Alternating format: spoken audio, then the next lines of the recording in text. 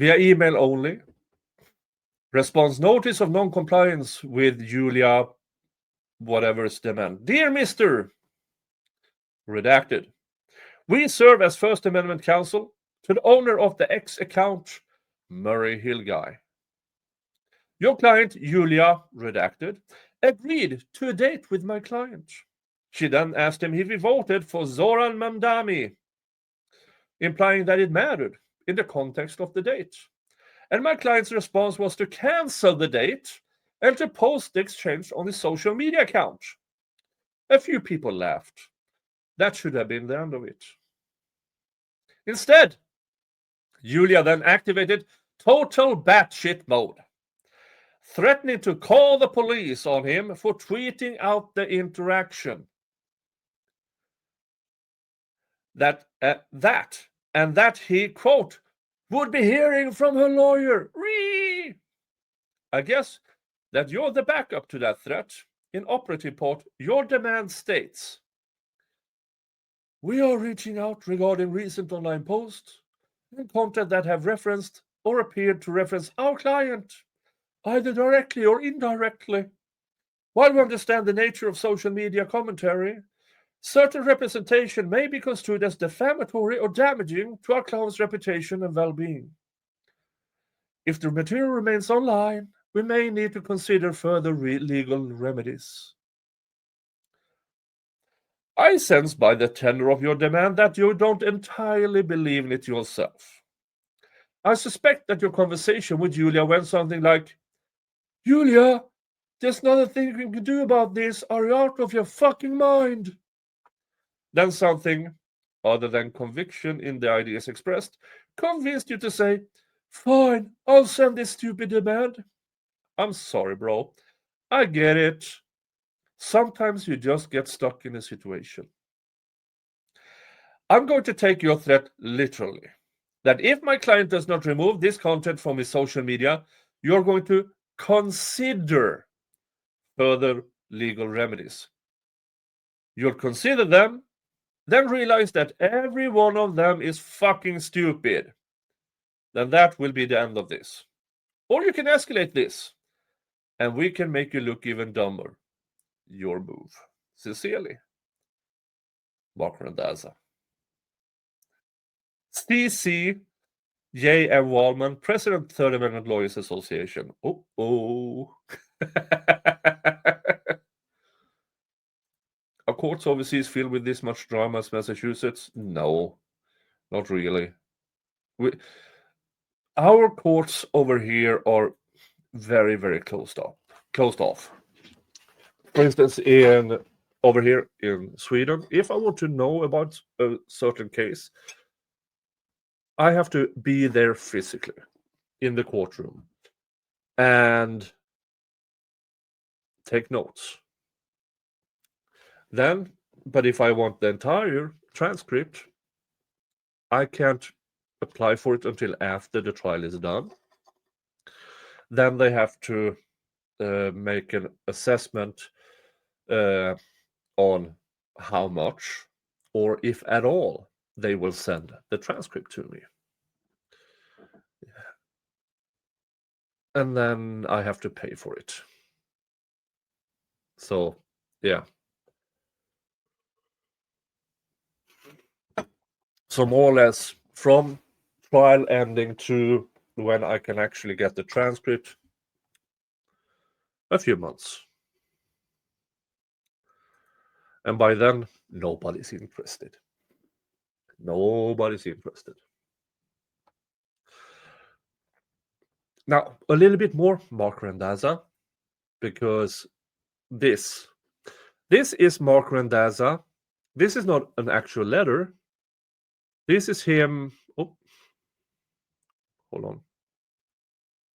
Nope. Okay, like that.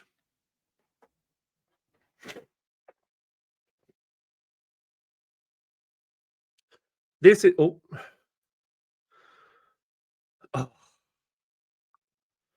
of course. Thank you so much, Paul. Yeah, $50 is $50, and with $50 you get to decide. And mispronounced name says a delicious malort. Small batch handcraft from Barsebäcks Bränneri, which is the location of a now defunct nuclear power plant. Because why not? All right, let's see here. I'm taking this one. This. Nix bar. Oh.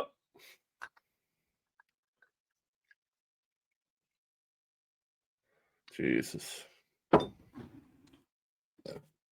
Cheers. Oh. Oh.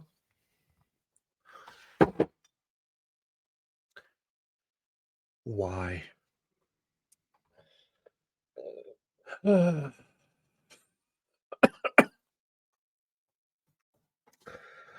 Oof. I don't know why people. I mean, there are certain alcohols that are, oh, it's smooth. It warms your soul. And then you have this, which are. No, why? Why? Why?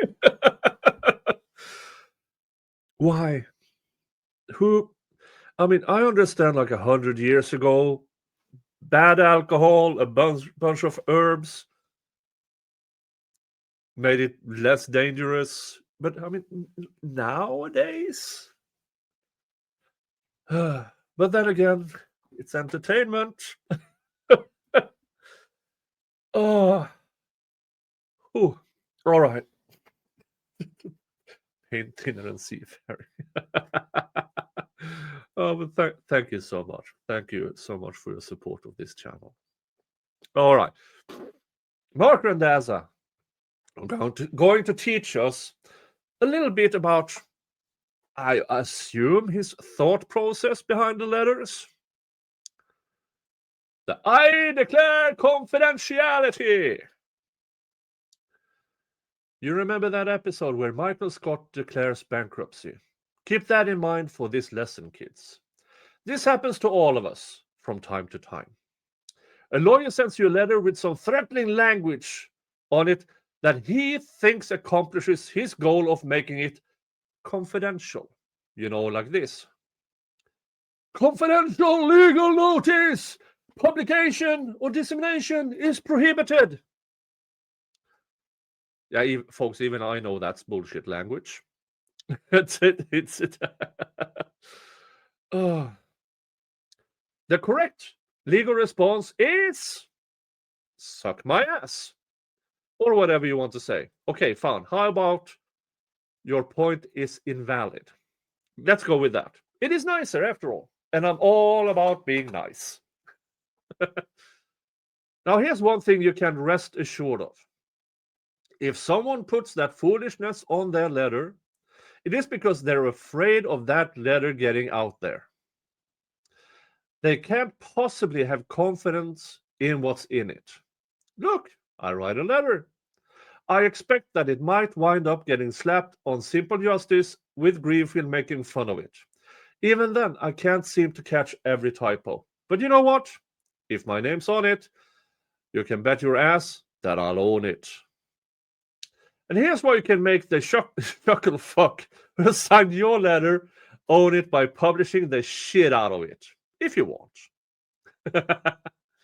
For starters, saying this letter constitutes confidential legal communication and may not be published in any manner. It's about as legally compelling as Michael Scott yelling, I declare bankruptcy! Lawyers do not have magic powers that turn letters into confidential communications. You're more likely to find a lawyer who can turn water into funk than a lawyer who has the magic spell to make a letter confidential. Sure, there might be some rules that make them inadmissible for certain purposes in litigation, but You want to share that letter? Go right the fuck ahead. Unless you agreed to confidentiality, it ain't confidential.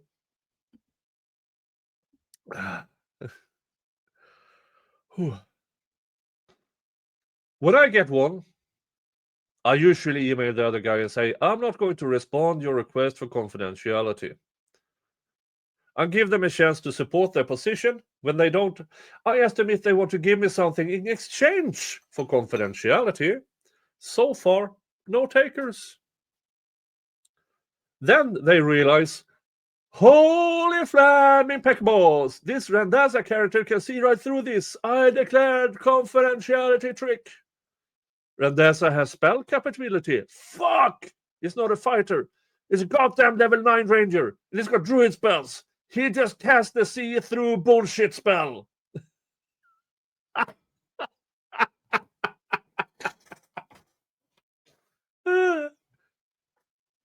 So then they try again. Aha, smartass. That letter is copyrighted. I hereby throw the spell of Title 17. Bush League shit. If someone puts that on you, they're even more full of shit than the guy who just tries to I declare confidentiality spell. Dummels rolls a 2. Here's why. It is no secret that the film The Peoples vs. Larry Flint is one of my favorite movies of all time. It was required viewing in my classes back when I did law professor's thing. New hires need to watch it at my firm. You need to watch it. And I agree. The Peoples vs. Larry Flint is a landmark free speech case. Landmark. And the movie is good. Really good. Mr. Jingles is here. Hello, Mr. Jingles. Are you doing okay? Doing okay? Oh, hello, Mr. Jingles. Hello.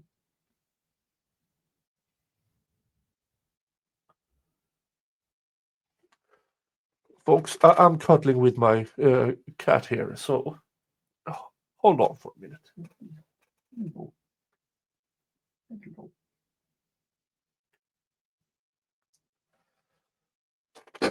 Mr. Jingles is the actual owner of this channel, if you didn't know. Nothing goes through this unless Mr. Jingles approves of it.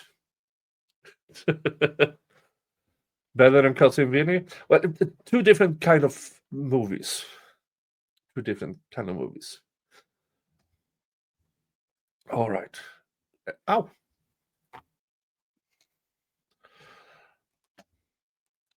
Most of my readers are fully aware of the Supreme Court case depicted in the film. However, the lesser-known case, mentioned for all of 30 seconds in the film, is the Hustler versus Moral Majority countersuit. Oh. In that case, Jerry Falwell took the Jerry Falwell Talks About His First Time Campari parody and sent it to his Moral Majority minions, soliciting donations. Falwell took the entire copyrighted work and used it for blatantly commercial purpose. One of Falwell's top executives conceded that the inclusion of a copy of the ad parody was part of a marketing approach to fundraising. And the court can safely assume that this strategy involved encouraging the faithful to donate money. Hustler versus Moral Majority, 606, blah, blah, blah, CD, California, 1985. However, the court also found that he was not using the ad to elicit support for purely commercial gain, but even if he was, this did not dissolve his fair use defense. The court must also consider whether the alleged infringers copied the material to use it for the same intrinsic purpose for which the copyright owner intended it to be used. A lot of cases here. Fair use generally sustained if defendants use not in competition with the copyrighted use. Under this principle, defendants' use is more likely to be considered fair if it serves a different function than plaintiffs. That is really important when it comes to another case I cover, hidden true crime and Lauren Matthias doing copyright claims on channels and people for criticizing her. One of the prongs in fair use is, does it take away... I don't claim to be a copyright attorney at all. I mean, I really, really don't. But if you don't have the same audience, if you add or remove things to make it an intrinsic, no, what's the word I'm looking for here? If you make changes, ever so slightly. Now, it's still up to the court to decide if it's fair use or not. But, for instance, Lauren Matthias is suing the relative of murdered kids for using, because here's the thing, that person gave Lauren pictures. Lauren made a collage of them that played a bit, which in that case gets that, yes, now her thing, how she put all of that together, that can be copyrighted if she ever did it. Now, then this person used this as a background while discussing the thing. Now, copyright, in that extent, yeah, Lauren might have a case, but it's not guaranteed. And even if she had, Lauren, twat, shithead, you fucking loser, you're suing the aunt of murdered children about pictures you got and just arranged in a specific way. Folks, when we talk about grifting, most of us say it in a playful manner, but grifting, its original thing, is people doing bad shit for money. Lauren Matthias and Hidden True Crime are the original definition of grifters. They don't give two shits on a straw who they hurt, as long as they can make a buck on it.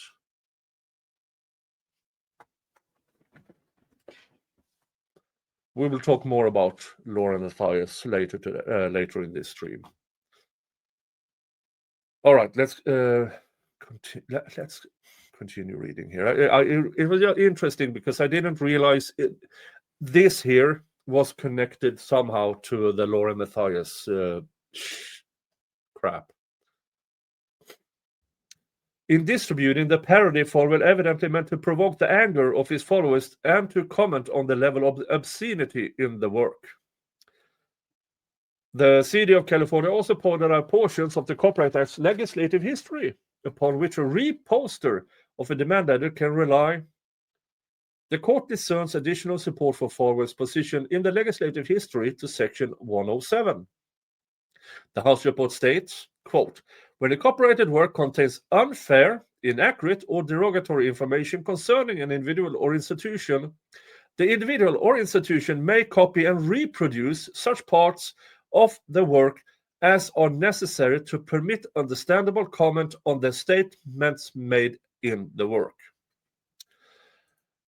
Roughly translated to, if you have a thing and somebody else does a parody, satirical changes to it, then you, according to that case,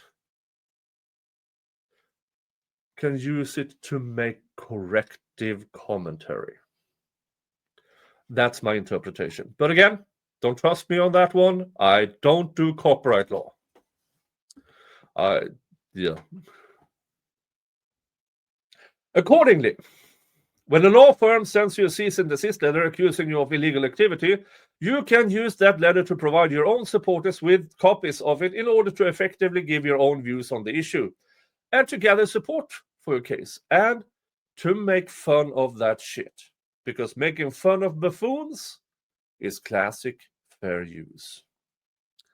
Now, that's a much better explanation. The legal landscape for I declare confidentiality gets even more gloomy as we continue to read the Hustler case. The First Amendment rears her sexy, putty, slutty face. This is his words, not mine. Yes, I want to ban Lady Liberty. It's a fetish. Constitutional cosplay, anyone? Oh, Randazza, you need to go to a cosplay convention. I can guarantee someone in there is doing Lady Liberty. And if you're lucky, you too will do Lady Liberty.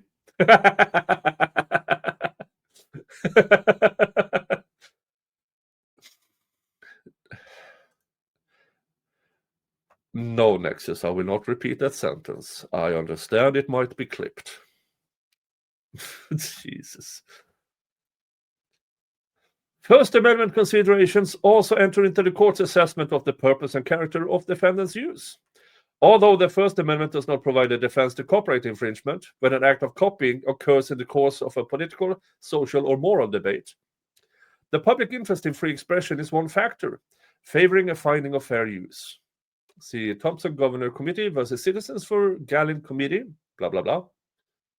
Political committees' use of a portion of rival candidates' composition amounted to fair use in light of public interest in full debate over election and absence of injury to plaintiff. The Robert Stibbett Group versus O'Reilly. Priests' unauthorized copying of rock opera Jesus Christ Superstar was not fair use where facts did not support defendant's contention that the performance would counterattack the original's perverted version of the gospel. Similarly, anyone who receives a cease and desist letter from any lawyer, including me, can certainly claim that there is a debate at hand. Without the debate, there will be no complaint of statements or actions. It does not take Justice Brennan to see the First Amendment protection inherent in the republication of a demand letter in this context. Quote, the purpose of copyright is to create incentives to create creative effort. Even copying for non-commercial purposes may impair the copyright holder's ability to obtain the reward that Congress intended him to have. But a use that has no demonstrable effect upon the potential market for or the value of the copyrighted work need not be prohibited in order to protect the author's incentive to create. The prohibition of such non-commercial uses would merely inhibit access to ideas without any countervailing benefit. Sony Corp versus Universal City Studios from 1984. Under the harm to the market for the original prong of fair use, if defendant's use would tend to diminish sales of the plaintiff's work, then the factor can count against the defendant. However, that only applies if it would supplant the marketplace for the original. For instance, if I copy the demand letter and use it as my own, then I might be committing copyright infringement. On the other hand, if I use the demand letter to ridicule the author, and the result of that ridicule is that consumers form the opinion that perhaps it would not be a wise choice to select that lawyer to represent him, that is protected speech. And with the Lauren Matthias against the relative of the murdered children, playing that thing in the background while they are debating the things, does it really take away Lauren Matthias' marketplace? Again, not a copyright attorney. Let us return to Hustler versus Falwell. The court has carefully considered all the evidence placed before in the light of the factors set out in Section 107. It concludes that the, quote, equitable rule of reason balances tilts sharply in favor of finding of fair use. Any other result would mean applying the copyright laws in an inflexible manner and ignoring fundamental considerations of fairness. The ad parody was a satire about Falwell. He was entitled to use it as he did. Exactly. The cease and desist is an instrument of attack upon the recipient. Any court that would find that this is copyright infringement should be reversed or impeached. Okay, counselor, but do you have a case that is exactly on point? As a matter of fact, I do. In Online Policy Group versus Diebold, the Northern District of California held that, quote, fair use is not an infringement of copyright. This is a slight tilt from the more common fair use is an affirmative defense logic. The Northern District of California held that the copying of the copyrighted materials, Diebold email archives, was so clearly fair use that, quote, no reasonable copyright holder could have believed that they were protected by copyright. The court in that case held that a DMCA notice and takedown was defective and that the sender was liable for material misrepresentation. In short, while this is not legal advice, I'd say that if you want to reproduce a cease and desist letter as an act of self-defense or criticism, you should be comfortable that the fair use defense will back you up. And if you are the author of a cease and desist letter, sorry. If you're a sorry, hold on here.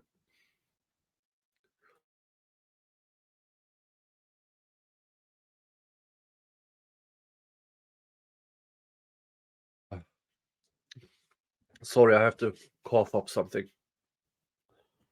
Mr. Jiggles? All right, let's... and if... Sorry. Let's start here. And if you're the author of a cease and desist letter, don't write anything that you don't want the entire world to see. Bottom line, no court has ever held, I declare confidentiality to be valid. Nor has any court supported, don't make fun of me because copyright position, but an undisturbed case relying on mountains of precedents refutes it. So with that, here's a really stupid letter from Lena Dunham's attorney. It isn't just dumb because it tries the aforementioned tricks, but substantially, dude, really? You're supposed to be a better lawyer than that. Short version of the story. Lena Dunham wrote a book in which she arguably wrote about doing some sketchy crap with her little sister. Truth Revolt wrote about it. The quotes from the book back up the Truth Revolt article. Dunham got all snippy about it. Yeah, that was pretty fucking stupid. It's not stupid that she did it. She was a child, okay? I can live with that. It's not even stupid that she wrote about it. Respect to her. Okay, not really. Books sound like a piece of shit. But what the monkeys eating their own feces fuck was she thinking in authorizing a law firm to make a stink about it? Stupid! Well, unless they had a meeting and say, quote, hey, Lena, want us to totally fiddle fuck you by making you look like an asshole? Well, then, we got a plan for you. If that happened, then genius.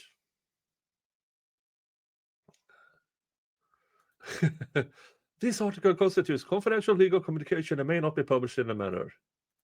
Just kidding. So, no. It's gone.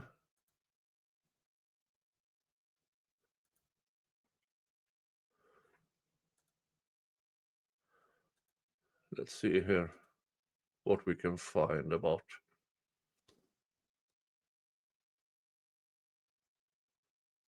No, where is it? Come on. All right, let's do the.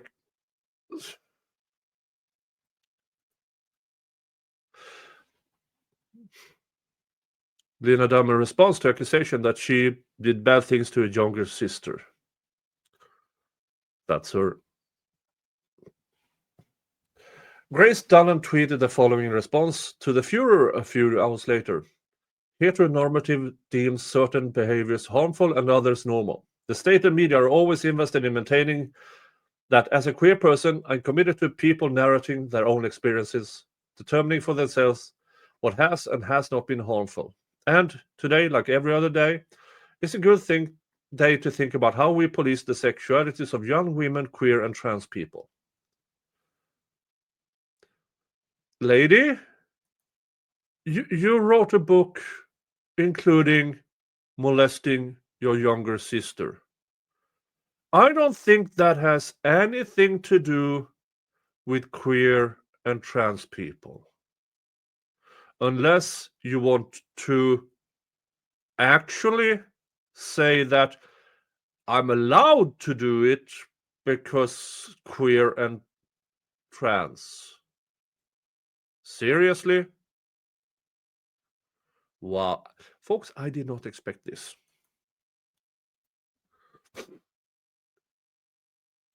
Kevin D. Williamson, columnist for the Conservative News Magazine, and Bradford Thomas, blah, blah, blah, have both accused Lena Dunham for admitting to essaying her sister. The allegations stem from several passages in actress' recently published memoir, Not That Kind of Girl. In one excerpt, she wrote, "Do we all have uteruses? I asked my mother when I was 7. Yes, she told me. We were born with them, with all our eggs, but they start out very small, and they aren't ready to make babies until we're older. I look at my sister, now a slim, tough 1-year-old and a tiny belly. Oh, for fuck's sake. I'm not going to... Folks,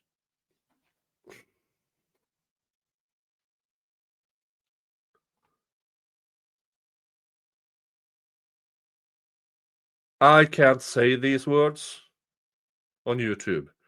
For fuck's sake, you sick cunt. You absolute depraved motherfucker.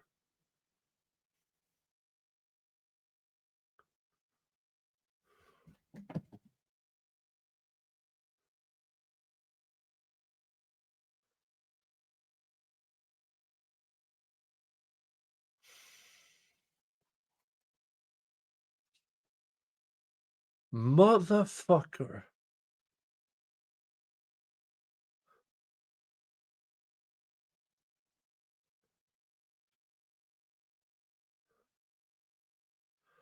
All right. Now I might be able to read the rest. Seriously.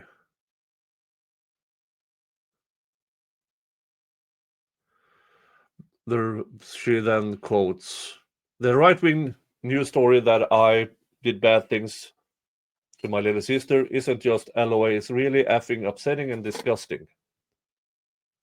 The Golden Globe winner told her followers Saturday. And by the way, if you were a little kid and never looked at another little kid's vagina, well, congrats to you. No! You sick cunt! For fuck's sake, no, people do not do that. Even if you were 7 years old, you know better than that.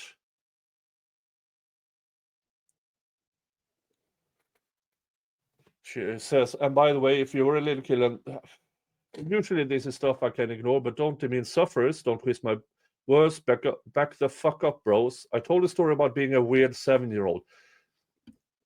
You depraved shit.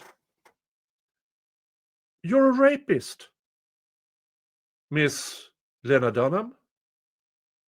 A 7-year-old rapist of your own little sister. For fuck's sake. And that is by your own fucking word.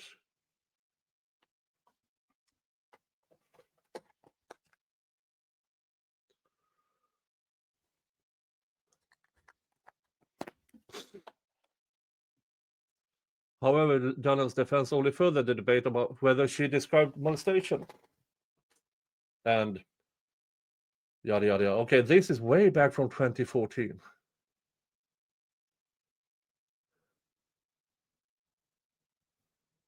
So it's 11 years ago. Is she still working, this cunt?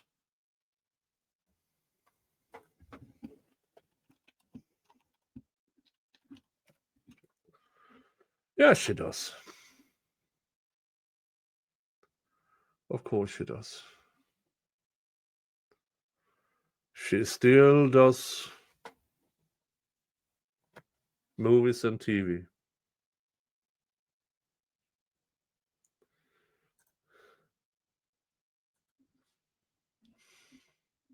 Folks, I had no idea that this was in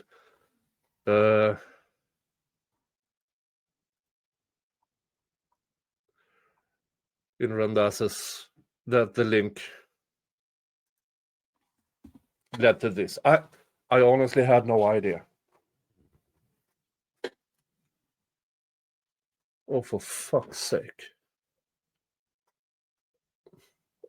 So, in my opinion, not only did she admit to rape, she seems to be kind of proud of it.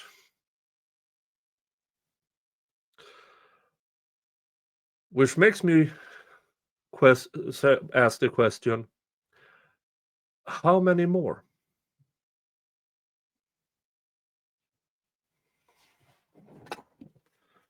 Jesus Christ. And no, she wasn't cancelled, apparently, because it's different. Apparently, if you blame that you're not a heterosexual, Jesus fucking Christ. Okay, folks, I did not expect that one. I had. Wow. Statute of limitations is probably already gone. All right. I need something funnier to talk about.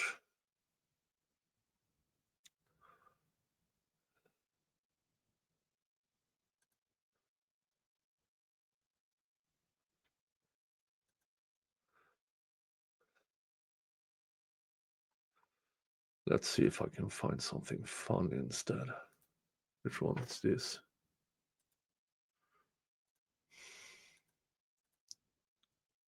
No, that's the same one.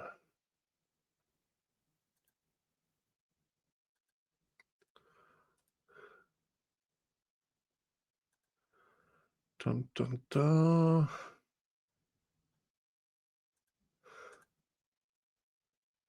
Dun, dun, dun.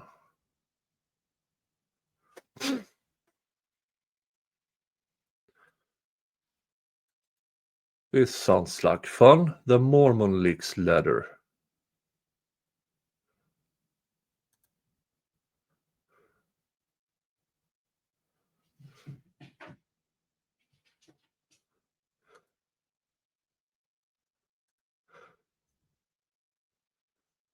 Where's the letter? Come on.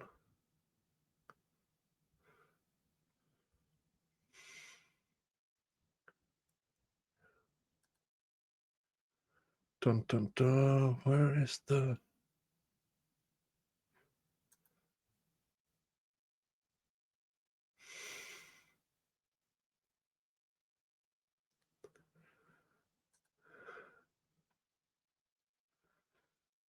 Sorry. Let me...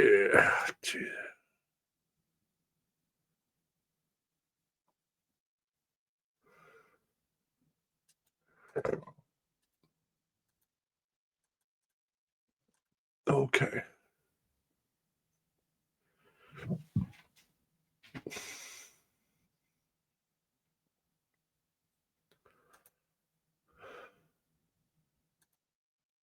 Come on. Yeah.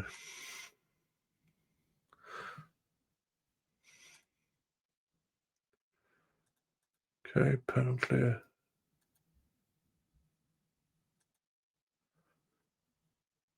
No. Removed. Darn it.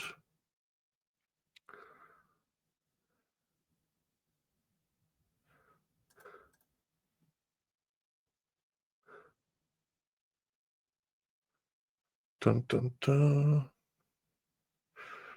Okay, let's try to find something else.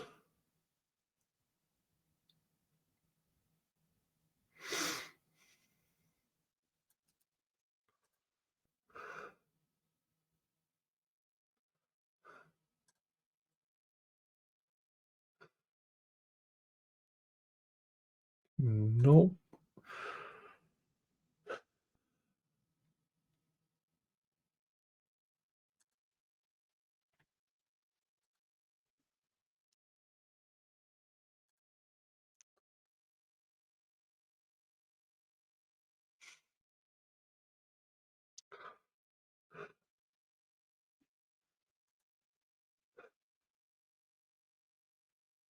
Oh, for fuck's sake, come on. All right.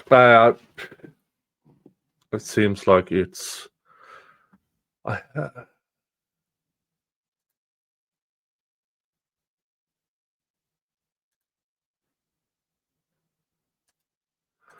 see here. This one, maybe.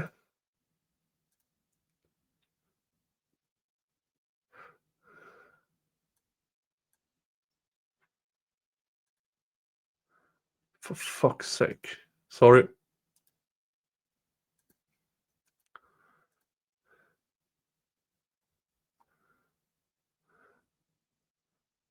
All right, let's do this one. This we already talked about in a prior video. But this is a good way to move on to the next subject I was going to talk about today. Lauren Matthias. So let's get ourselves updated. Randazza Legal Group. Dear Attorney Dice, this firm has the honor and privilege of representing Redacted. We are in receipt of your cease and desist letter on behalf of Lauren Matthias. This letter provides no specific about what Redacted allegedly did. Is it your regular practice to send demand letters that don't contain a single factual allegation? That seems pretty ineffective. Is my client coming to your client zone? Is my client in the house now? Can you show me on a doll where my client touched you? I mean, what even is this? Is this a mass mailing you just sent to everyone? Did my client accidentally fill out an index card at the timeshare presentation and he wins a free demand letter? You request that Redacted cease and desist from any continued harassment and dissemination of altered, AI-generated or private messages which you attribute to Ms. Matthias, which you claim violates Florida's wiretapping law, Florida Statutes 93403. You also claim that this unspecified conduct constitutes stalking or harassment under Florida Statute 784048 and 18 U.S.C. 2261A. I do not find any record of you being a member of the Florida bar. Accordingly, it is probably an honest mistake that you have misinterpreted Florida law, but I don't know. Florida law isn't that hard. You really whiffed it on Florida Statute 93403. This statute prohibits the interception of communications or disclosure or use of unlawfully intercepted communication, knowing they were unlawfully intercepted. Again, I don't know what the facts are here since you didn't provide any. But here's some good news. You don't have to provide any facts in order for me to extrapolate that the law just doesn't apply. Isn't that cool? Watch this. I see nothing in your letter suggesting that Redacted or anyone else intercepted any communications by your client, by anyone else, nor any discussion of any fulfillment of the requisite mens rea. It's kind of weird how you could think altered or AI-generated messages that purport to be from your client could possibly have been intercepted, as your client necessarily would not have been a participant in such communications. So without even knowing the facts your client is reporting to you or you relied on in making this demand, I can tell you that this statute just can't possibly apply. That leaves the claims of stalking and harassment. Again, there's no information for me to go on. Just an assertion that, redacted, is harassing your client. I'm left to guess as to the method of this harassment. Florida Statute 784-048 defines harass as to engage in a course of conduct directed at a specific person, which causes substantial emotional distress to that person and serves no legitimate purpose. With course of conduct defined as a pattern of conduct composed of a series of acts over a period of time, however short, which evidences a continuity of purpose. The federal stalking statute you cite is similar. So look, maybe your client has some legitimate beef. If she does, then you kind of need to tell us what it is. Until then, I guess you can just keep sending letters that say, hey, cut out doing that thing that isn't really a thing until we say to do that thing. I mean, at least that would be funny. To conclude, we don't know what you're talking about. My client is not going to comply with your letter in any way, shape, or form, and we hereby demand that you stop doing something. You have to guess what it is, though, or you're committing a RICO violation. Govern yourself accordingly. Yeah, he's mentioning RICO because a bunch of Lauren's relatives are being sued about. It's a case about. It's something about a house, foreclosure, selling, loans, and stuff. And allegedly, they made millions out of it. And the person they made the millions from is suing them. So that will be interesting. And with that, Lauren Matthias. Yeah, Lauren Matthias is accused of plagiarism. Isn't that interesting? She is accused of reusing years-old scripts in her own videos and knowingly doing so. Let me play this thing here. Smith. Byron and his older grew up with an older brother in a household marked by stability and encouragement. Both brother grew up in a happy household, and they participated in the Boy Scouts from a very young age. Byron. Jesus Christ, they play that fast. That's total. Older grew up with an older brother in a household marked by stability and encouragement. Both brother grew up in a happy household, and they participated in the Boy Scouts from a very young age. Byron would go on to become an Eagle Scout, which is the highest rank in the Scout system, an honor that only 4% of Boy Scouts ever receive. He became an avid outdoorsman and always wanted to make his parents proud. He worked hard to live up to his father's achievement. Of Eagle Scout. The lessons of discipline, responsibility, and leadership stayed with him. Throughout his life, Byron's father, Ted, was a decorated... Yeah, so what you're seeing here is the original. And overlapping is Lauren Matthias talking about the same thing, word by word. Army veteran, a man who served in World War II. Who was a decorated Army veteran serving in World War II as a pilot. During a raid in Germany. During the raid over Germany, Ted's plane was shot down. He spent 19 months as a prisoner. Bro, are you guys hearing this shit? He was awarded a Rolex watch by the French government, recognizing his bravery and resilience. Hold on. His plane was shot down, and he became a prison officer of war for 19 months. After his release, he was given a Rolex watch by the French government for his service and time spent as a prisoner of war, which he would later pass on to his son Byron. Byron cherished this watch. This watch would one day become a treasured heirloom for Byron, a symbol of courage and sacrifice he carried with pride. Academically gifted, Byron graduated second in his class from Little Falls High School. He went on to join the U.S. Air Force as an electrical engineer. Need I continue?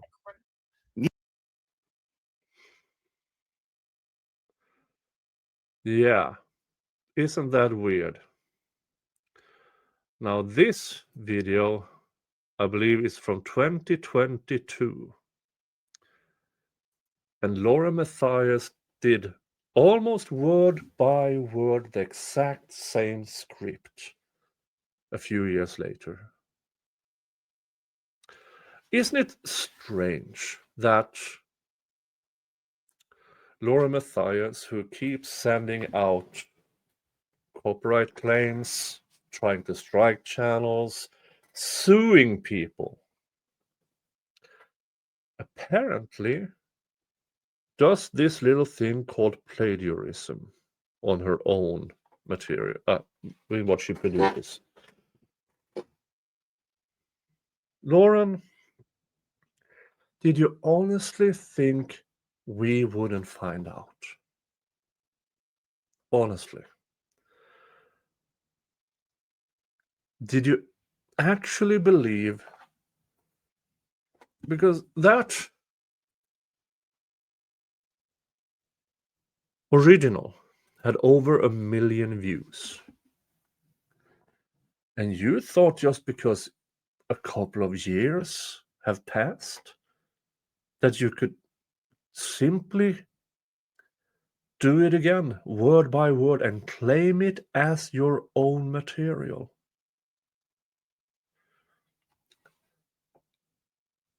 How can you be that lazy? How? How can you be that unethical? Fooling your audience into thinking, oh, this is a good explanation about this person, and you're just reading what somebody else did.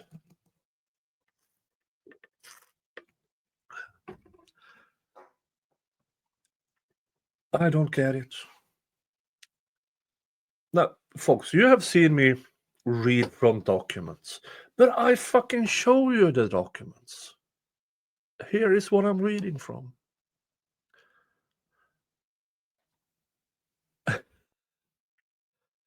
I'm lost for words, but at the same time, I'm not surprised that this has been revealed. She fits the profile of a person who does not want to do the job, but wants to take credit for it.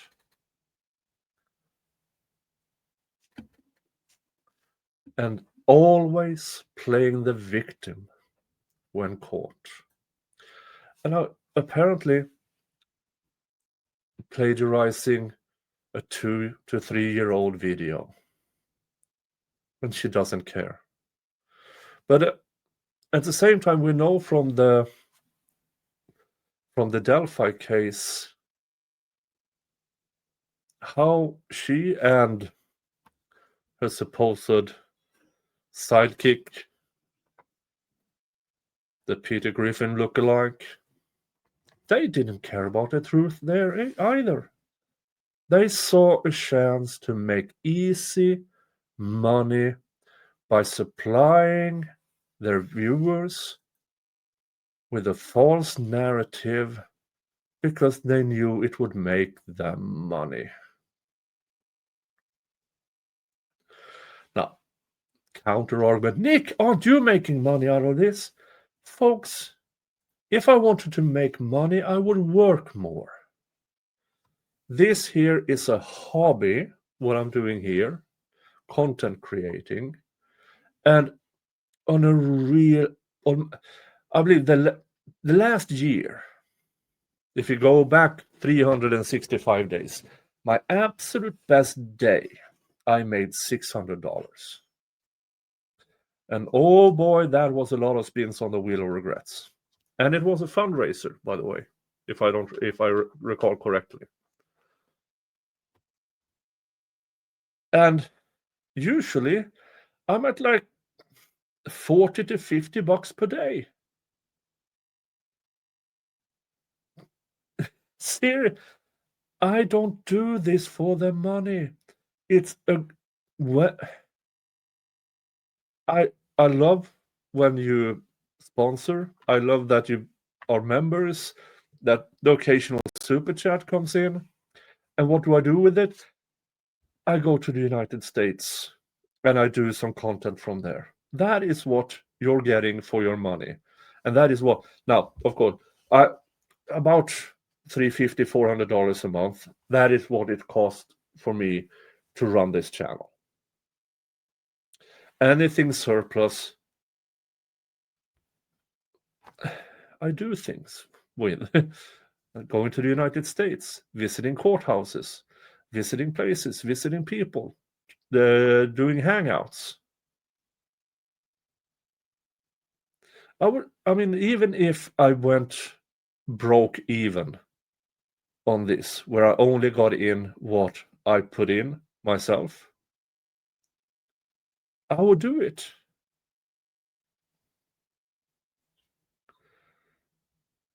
And it gave me this have given me the platform to do fundraisers for the Rick Allen Appeals Fund, for the Rick Allen expert, when he needed experts in his trial, for the Zachariah Anderson Appeals Fund, for Aaron Spencer, Ian's fundraiser for sick kids, stuff like that. It gave me the platform to do that. And I'm happy doing it. Folks, I'm doing okay with my line of work. I'm doing okay. I'm not rich by any stretch of the imagination, but I do okay. And you guys who are here, if you came here and thought there's something wrong, you would fuck off and none of the fundraisers would amount to anything. And that, I believe, is the difference between when, for instance, me, Baker, and other people, when we jokingly call ourselves grifters. Lauren Matthias is, in the old sense of the word, an actual grifter. She does not care as long as she can make some money. Apparently, using other people's material or just being a government stooge. Giving people who are thirsty for blood the blood they're searching for. Oh. So yeah, Lauren, I don't know if you watch this.